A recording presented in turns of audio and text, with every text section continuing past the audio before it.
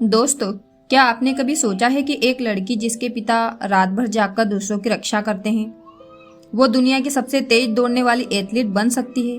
आज हम बात कर रहे हैं ज्योति याराजी की, जिन्होंने गोल्ड तो जीता, लेकिन स्टेडियम में तालियां बजाने वाला कोई नहीं था। विशाखापट्टनम की गलियों से एशियन गोल्ड तक का सफर की शुरुआत, वह पल जब उन्होंने रिकॉर्ड तोड़ा लेकिन स्टेडियम में सन्नाटा था। मेहनत कैसे फटे जूतों से उन्होंने इतिहास रचा। संदेश क्या है, हमें क्रिकेट के अलावा इन हीरोज को भी सपोर्ट करना चाहिए। कौन है ज्योति याराजी? ज्योति याराजी आंध्र प्रदेश के विशाखापट्टनम की रहने वाली है।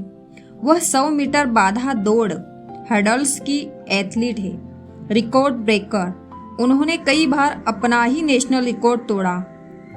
एशियन चैंपियन, ज्योति ने एशियाई एथलेटिक्स चैंपियनशिप में गोल्ड मेडल जीता और वह पहली भारतीय महिला बनी जिन्होंने 100 मीटर बाधा दौड़ 13 सेकंड से कम समय में पूरी की है।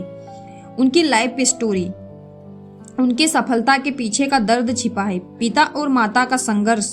उनके पिता सूर्य नारायण जी एक प्राइवेट सिक्योरिटी गार्ड है और उनकी मां कुमारी घरों में सफाई का काम या डोमेस्टिक हेल्पर करती थी। गरीबी, एक समय ऐसा था जब उनके पास जूते खरीदने तक के पैसे नहीं थे। उन्होंने पुराने जूतों को सिलवाकर प्रैक्टिस की। चोट का दौर, 2019-20 के दौरान वे गंभीर रूप से चोटिल हो गई थी, लेकिन उन्होंने हार नहीं मानी और वापसी की। स्टेडियम वाला वायरल सच क्या है दोस्तों, जो कि बहुत ही ज्यादा इंटरनेट पर वायरल हो रहा है। इंटरनेट पर ज्योति याराजी के बारे में यह खबर वायरल हुई कि इतना बड़ा रिकॉर्ड तोड़ने के बाद भी स्टेडियम में उन्हें कोई देखने नहीं आया या स्टेडियम में खाली था। यह सच है। कई बार एथलेटिक्स की नेशनल प्रतियोगिताएं या शुरुआती हिट ऐसे समय पर होती है जब दर्शक कम होते हैं। भारत में क्रिकेट के मुकाबले एथलेटिक्स को देखने कम लोग पहुंचते हैं। वीडियो में दोस्तों आपने जो देखा होगा, दोस्तों जहां क्रिकेटर्स को देखने लाखों की भीड़ आती है, वही देश का नाम रोशन करने वाली इस बेटी ने खाली कुर्सियों के सामने दौड़कर गोल्ड जीता। यह बात दर्शकों को भावुक, इमोशनल करती है। तो ज्योति याराजी के साथ जो घटना हुई दोस्तों, वो कहां पर हुई, हम आपको पूरी सच्चाई बताते हैं। ज्योति याराजी के साथ जो घटना हुई वह थाईलैंड देश की राजधानी बैंकॉक में हुई थी। यह घटना साल 2023 की एशियन एथलेटिक्स चैंपियनशिप के दौरान की है। वह कौन से देश में दौड़ रही थी? ज्योति याराजी भारत का प्रतिनिधित्व करते हुए थाईलैंड गई थी। बैंकॉक के सुफचलासाई स्टेडियम में यह प्रतियोगिता हो रही थी। सच क्या है, लोग देखने को क्यों नहीं आए?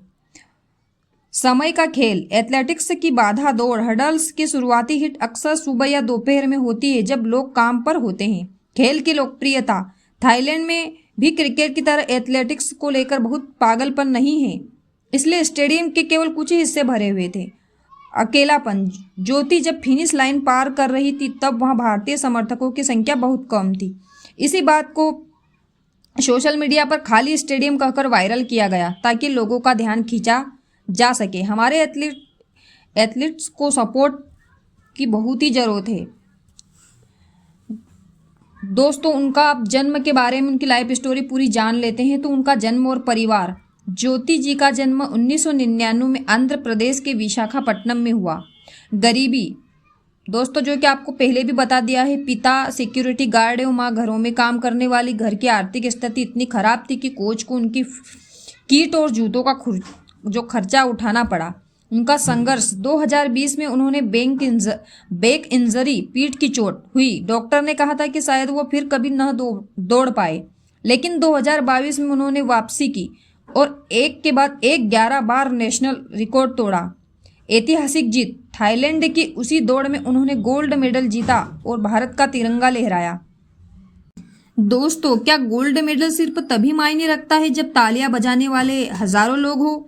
एक तरफ क्रिकेटर्स पर करोड़ों की बारिश, दूसरी तरफ गोल्ड जीतने वाली बेटी के लिए खाली कुर्सियां। तो दोस्तों, आपको ये वीडियो हमारा कैसा लगा, ज्योति जी की कहानी कैसी लगी? यदि अच्छी लगी हो तो लाइक करें, शेयर करें, चैनल को सब्सक्राइब करें, ताकि और भी हमारे भारत में जो सफल हुए हैं, जो एथलीट्स हैं, और भी भारत देश के जितने भी महान पुरुष है, महान स्त्रियां हैं, उनके बारे में जानकारी के लिए हमें आप सब्सक्राइब कर सकते हैं। आपका वीडियो देखने के लिए बहुत बहुत धन्यवाद। Thank you for watching.